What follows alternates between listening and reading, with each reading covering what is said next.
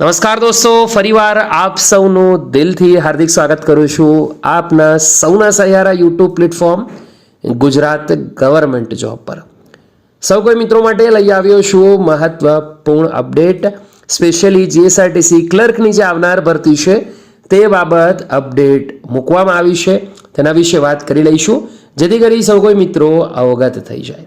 વિગતવાર ઇન્ફોર્મેશન આપીશું એના પહેલાં આપણા યુટ્યુબ પ્લેટફોર્મ પર દોસ્તો જોઈન કરી લેજો. બીજા સુધી માહિતી શેર કરવાનું ભૂલતા નહીં જેથી કરી બીજા મિત્રોને પણ આનો લાભ સમયસર મળતો રહે. ચલો આગળ વાત કરીએ. સમયનો વેસ્ટ ન કરતા સ્ક્રીન પર જોઈ શકો છો ક્લર્ક કક્ષાના સીધી ભરતીના નિયમો અંગે. દોસ્તો ક્લર્ક કક્ષાના સીધી ભરતી જે થશે એના નિયમોમાં ઘણો મોટો ફેરફાર થયો છે. દોસ્તો શું ફેરફાર થયો છે તેની તરફ એક નજર કરવી ખૂબ જરૂરી છે જેથી કરી જે તે મિત્રો છે તેમને આઈડિયા આવે. તો આ જીએસઆરટીસી તરફથી આવેલ 16 જાન્યુઆરીના રોજ મહત્વપૂર્ણ અપડેટ છે. આ અપડેટ પ્રમાણે દોસ્તો નિગમના સંદર્ભ 1માં દર્શાવેલ ક્લર્ક કક્ષાની સીધી ભરતીના લઘુત્તમ શૈક્ષણિક લાયકાત HSC ધોરણ 10+2 પદ્ધતિ પ્રમાણે 12 પાસ હતું અને અગ્રતા માટેની વધારાની શૈક્ષણિક લાયકાત કોઈ પણ માન્ય યુનિવર્સિટીના સ્નાતક અનુસ્નાતકની જોગવાઈ કરવામાં આવેલ છે.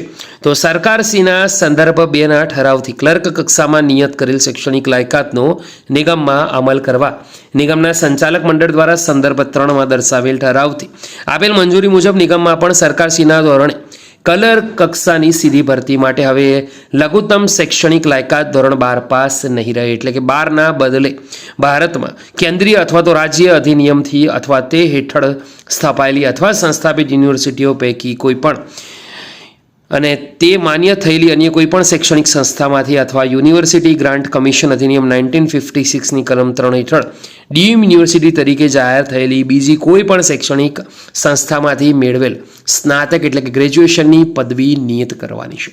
તો હવે 12 પાસ પર આ ભરતી નહીં કરીને સ્નાતક કક્ષાએ ભરતી રહેશે. દોસ્તો ખાસ ધ્યાન લેવાની રહેશે ઉમેદવારો જે તૈયારી કરી રહ્યા છે.